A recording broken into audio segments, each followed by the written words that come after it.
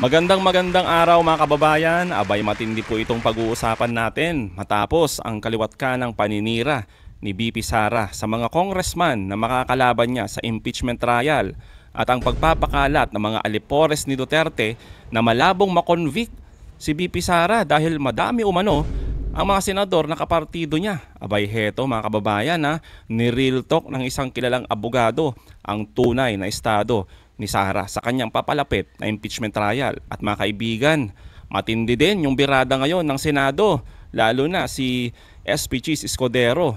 Tuloy na ang impeachment trial ni Sara Duterte. Wala nang makakapigil at abangan nyo talagang sinoplak itong mga iyaking senador sa impeachment trial ni BP Sara. Pero bago ang lahat mga kababayan, paki-like muna ang ating video at paki-share na din po. Unahin muna natin ito mga kaibigan, itong real talk malala ni Attorney Barry. Yung mga kinampanya niya ang wag mahalal, lalo na sa House of Representatives, nakapasok. So yung kanyang mga dati ng nag-iimbestiga sa kanya, sila Congressman Joel Chua ng Manila, si Congressman Luistro ng Batangas, lahat nanalo. Diba? So makakabalik yung mga yon. Dagdag pa ngayon, dalawang heavyweights na mukhang papasok dahil sa party list. Siyempre, unahin ko na si Congressman-elect Chel Jokno. Diba? At siyempre, sa matagal ko na rin inaasahang makapasok si Congresswoman-elect Laila De Lima. Dalawang patikang abogado. Diba? Yun yung, siya, dating Secretary of Justice. So, kumbaga, on the one hand, yun ang a stronger vote base na maaaring maasahan mo na sa Senado. Pero on the other hand, meron kang equally strong prosecution team na lalo pang napalakas ngayon dahil nga dito sa pangyayaring ito. So, may ups and downs para kay Sara Duterte itong eleksyon na ito. Diba? And of course, hindi pwedeng kalimutan na ang nakaupo pa rin naman ay administrasyon. And although setback para sa kanila ito, mukhang 5 lang ang nakapasok sa kanilang slate, yung dalawang hindi bahagi ng either alyansa o nung Duterte slate, si Senator-elect Bam Aquino at si Senator-elect Kiko Pangilinan, malabo namang asahan mong boboto yon para sa akwitan.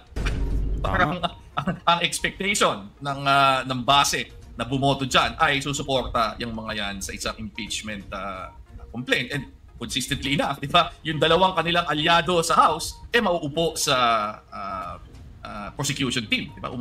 Nag-announce na pareho si Congressman Chel at si Congresswoman Laila na sila ay magiging bahagi. So, yung dalawang botong yon, you can expect will more or less probably lean towards a conviction, depende na lang dun sa mga ebidensyang lalabas. So, may balanse sa tingin ko itong resulta na ito para kay sa kampo ni BP Sara.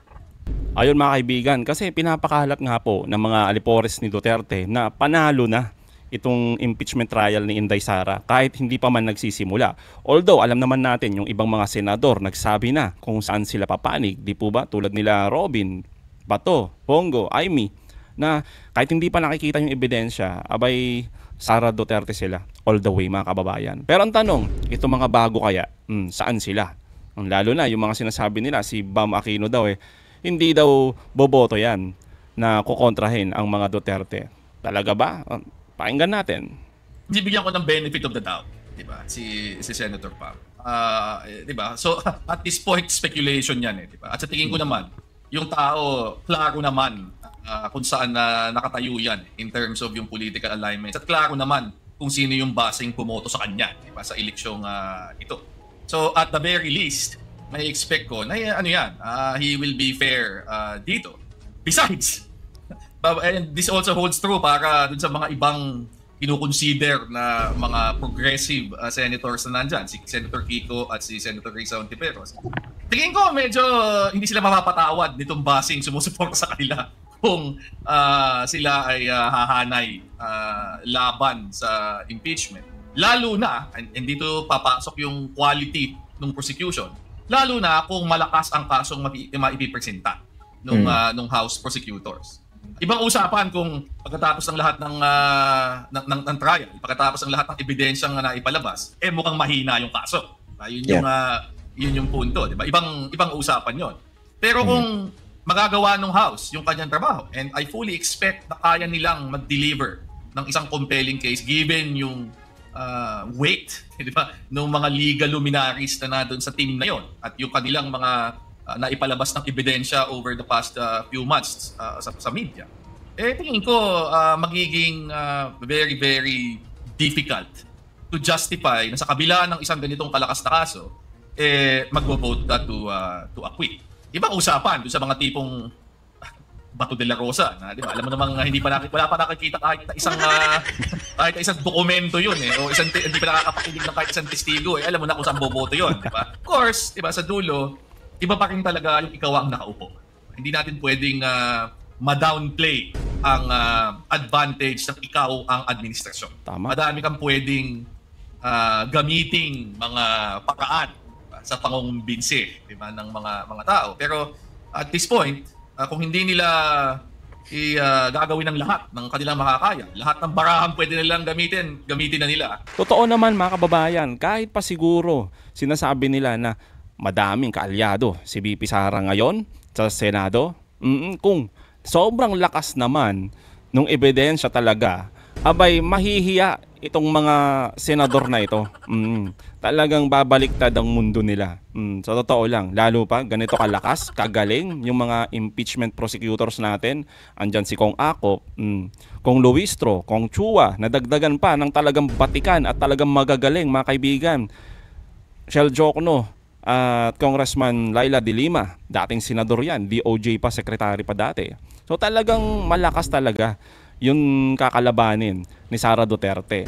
At sabi nga mga kaibigan, kahit pa nagsabi na yung mga ilang senador na susuporta sila ay Sara Duterte, kahit pa hindi pa nila nakikita yung ebidensya, abay kung ganito namang kalakas yung ebidensya laban kay Duterte, abay ang makakalaban nila ay taong bayan na. Eto din mga kababayan, yung matinding birada ni Senate President Escudero patungkol nga dito sa impeachment trial ni Inday Sara. Talagang wala na makakapigil mga kababayan. Talagang handang-handa na ang Senado patungkol dito. At take note, hindi uubra yung mga paiyak-iyak at padrama effect ng mga ibang senador dito. Pakinggan nyo. Well, there's the impeachment against the Vice President.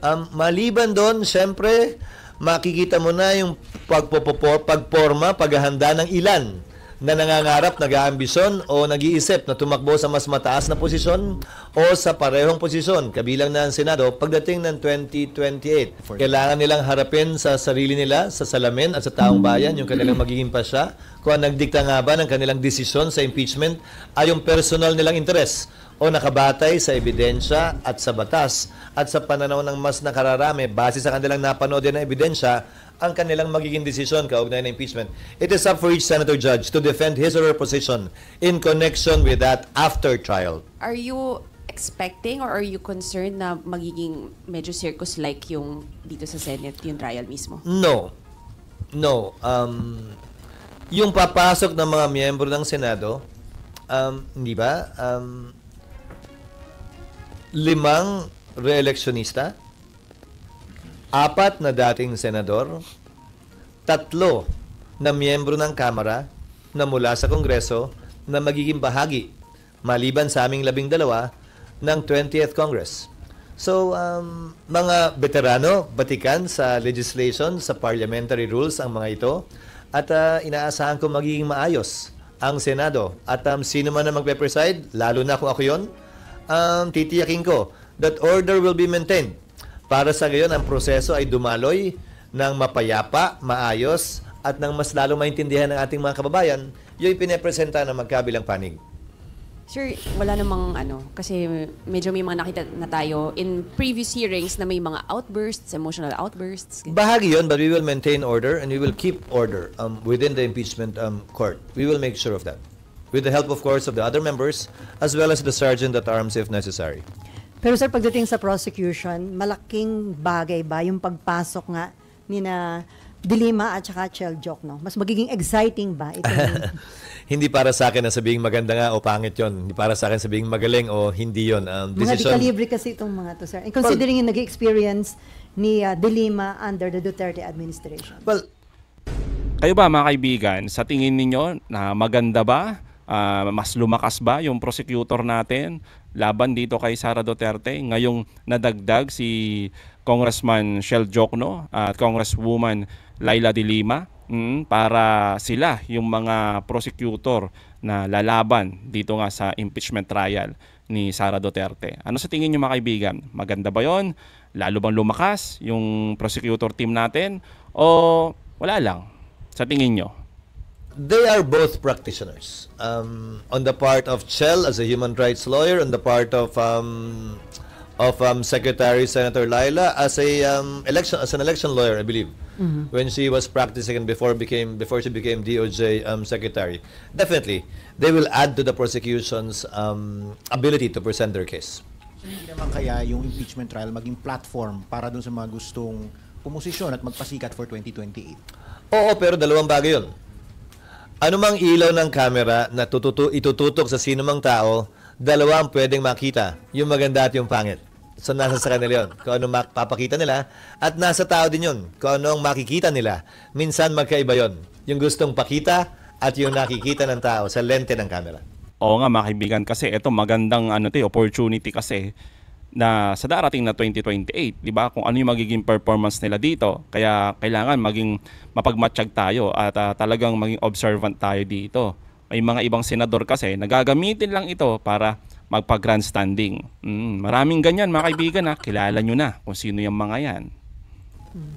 Si Raymond, si Senate President Pro Tempore Jingo Estrada sa interview namin, he's hoping na manatili kayong Senate President dahil maganda daw na abogado yung magiging presiding officer sa impeachment court. Nagpapasalamat ako sa pananaw ni Senator Jinggoy. Subalit sa dulo, ang magpapasya ng Senate President, kung mananatili man ako o iba ang uupo, ay ang mayoriya ng Senado. Sang-ayon sa rules ng Senado, magpapatuloy ang Senate President kung hindi na-graduate katulad ng sitwasyon ngayon at mababago lamang yan kapag kami nagpresenta ng higit sa mayoriyang boto kapag nag-resume ang Senado. Okay, Raymond? One point lang, sir, doon sa Kahit dalawa. doon sa preparation, as we speak, percentage-wise ba, pagdating sa impeachment, saang bahagi na tayo ng preparasyon as of date? Huling nagsalita ang prosecution team. Sabi nila yata parang 80% na sila sa isa o dalawang charges. Wala pa akong balita doon sa 5 charges. Hindi ba?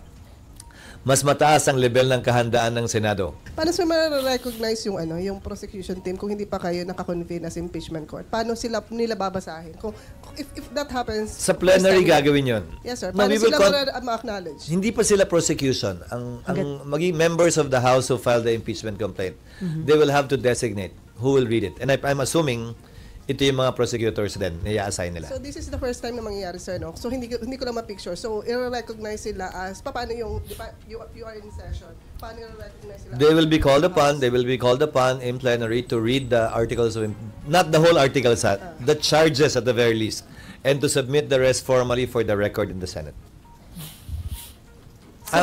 First time siya, pero yun ang nakalagay sa rules. Bihira naman ang impeachment at hindi nagawa dati, pero hindi rason yun. Para hindi namin sundin ngayon yung nakalagay sa rules. For me, tapos na ang eleksyon, I think we should strive to find common ground and to work together for the best interests of our country and our people, regardless of those labels of being opposition or oppositionist or obstructionist.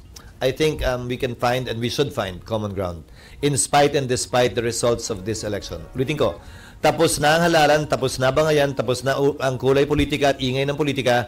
Sana magsimula na tayo na maghilom, gumaling mula sa mga sakit at hidwaan ng halalan at magsimulang maghanap ng pwede nating pagkasunduan habang isinasantabi natin yung pwede nating pag-awayan o hindi pinagkakasunduan para mabante naman at umusad ang ating bansa. Well, totoo naman mga kababayan, di ba? Tapos na ang eleksyon. Dapat talaga pagsilbihan nyo ang taong bayan, yung mga nagtiwala sa inyo. Pero, ang nakikita kasi namin mga kababayan, di ba? Totoo naman, kakatapos lang naman talaga ng eleksyon. Eto, si VP Sara Duterte, anong sinasabi niya, di ba? O, nananawagan ng stronger na opposition. O, anong tawag doon? Maprinsipyo daw na opposition. O, na gustong kalabanin ang administrasyon. O, ayan. Well, mga kababayan, tulad ng sinasabi ng mga alipores ni Duterte, na talagang sure win na itong si Sara Duterte sa kanyang impeachment trial. Dapat nga daw wag nang trial eh. Sayang daw yung oras kasi panalo din naman. Dahil daw maraming kaalyado itong si Sara Duterte. Pero mga kaibigan, huwag kayong maniniwala sa mga ganun na oo, numbers game ang labanan dito. Pero kung sobrang lakas naman yung mga ebidensya na ilalatag sa Senado, abay mahihiya itong mga senador na kaalyado ni Sara Duterte. At hindi lang yung mga senador at mga prosecutor ang kalaban dyan. Sigurado ang makakalaban nila, taong bayan. Yan ang tatandaan nila mga kaibigan. Kaya maliban na lang siguro, tulad nga sabi na Attorney Barry, maliban lang kung sobrang kapal ng pagmumuka tulad ni Bato de la Rosa na talagang kahit hindi pa nakikita yung ebidensya ay talagang makasara talaga to. So yun mga kaibigan, anong masasabi nyo patungkol dito? Comment down below. Again mga kaibigan, huwag nyong kalimutan i-like at i-share ating mga videos. Hanggang sa muli, kita-kita ulit tayo mga kaibigan.